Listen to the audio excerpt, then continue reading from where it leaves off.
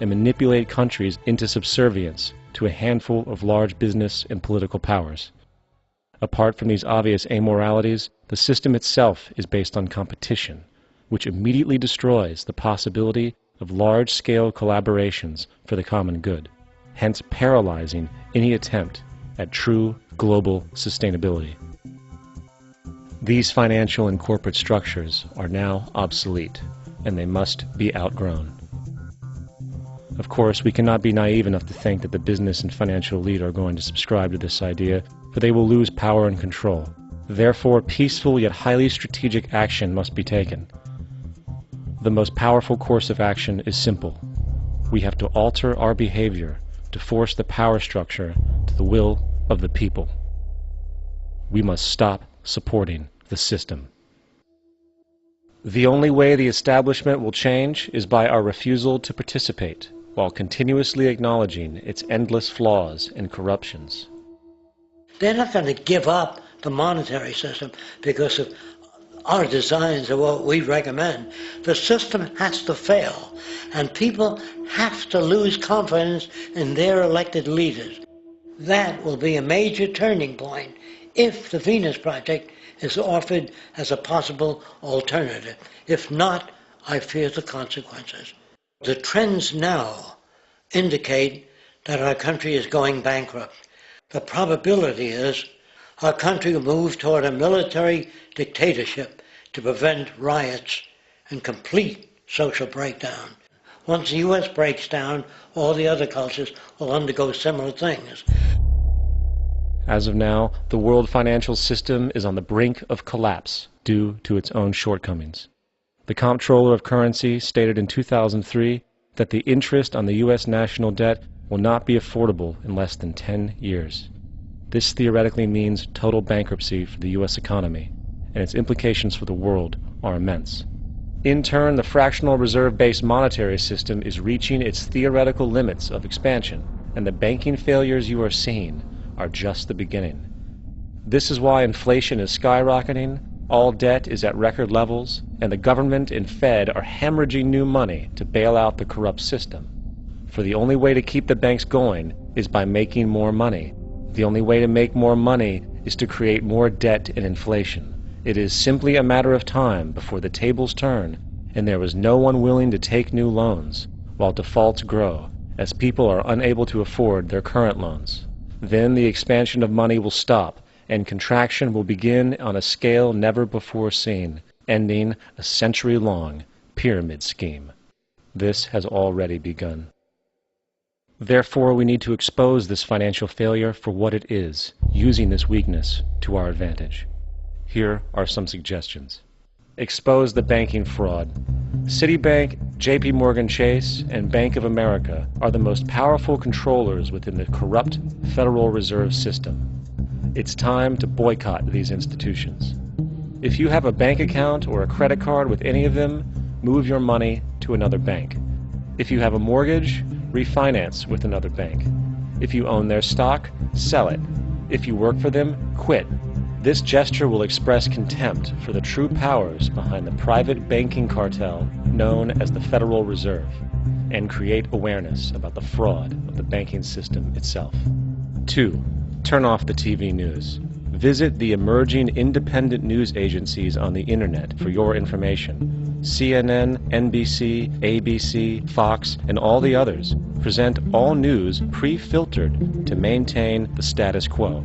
With 4 corporations owning all major media outlets, objective information is impossible. This is the true beauty of the internet, and the establishment has been losing control because of this free flow of information. We must protect the internet at all times, as it is truly our savior right now. 3. Don't ever allow yourself, your family, or anyone you know to ever join the military. This is an obsolete institution now used exclusively for maintaining an establishment that is no longer relevant. U.S. soldiers in Iraq work for U.S. corporations, not the people. Propaganda forces us to believe that war is natural and the military is an honorable institution. Well, if war is natural, why are there 18 suicides every single day by American veterans who have post-traumatic stress disorder? If our military men and women are so honored, why is it that 25% of the American homeless population are veterans? 4. Stop supporting the energy companies. If you live in a detached house, get off the grid. Investigate every means of making your home self-sustainable with clean energy. Solar, wind, and other renewable energies are now affordable consumer realities, and considering the never-ending rising cost of traditional energies, it will likely be a cheaper investment over time. If you drive, get the smallest car you can, and consider using one of the many conversion technologies that can enable your car to be a hybrid, electric, or run on anything other than establishment fuels. 5. Reject the political system. The illusion of democracy is an insult to our intelligence. In a monetary system, there is no such thing as a true democracy, and there never was. We have two political parties owned by the same set of corporate lobbyists. They are placed in their positions by the corporations, with popularity artificially projected by their media. In a system of inherent corruption, the change of personnel every couple of years has very little relevance. Instead of pretending that the political game has any true meaning, focus your energy on how to transcend this failed system. And 6. Join the movement. Go to the zeitgeistmovement.com and help us create the largest mass movement for social change the world has ever seen.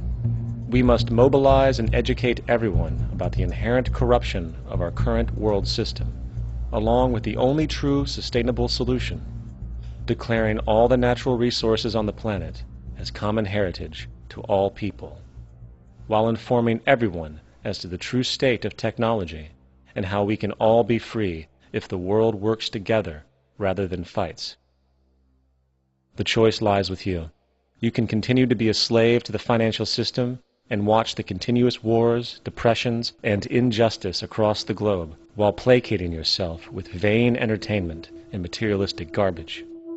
Or you can focus your energy on true, meaningful, lasting, holistic change, which actually has the realistic ability to support and free all humans with no one left behind. But, in the end, the most relevant change must occur first inside of you. The real revolution is the revolution of consciousness, and each one of us first needs to eliminate the divisionary, materialistic noise we have been conditioned to think is true, while discovering, amplifying, and aligning with the signal coming from our true empirical oneness. It is up to you. What we are trying in all these discussions and talks here is to see if we cannot radically bring about a transformation of the mind. Not accept things as they are, but to understand it, to go into it, to examine it. Give your heart and your mind with everything that you have to find out a way of living differently.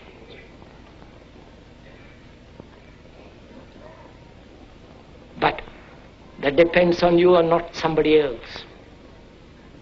Because in this there is no teacher, no pupil. There is no leader. There is no guru. There is no master, no savior. You yourself are the teacher and the pupil. You are the master, you are the guru, you are the leader. You are everything. And to understand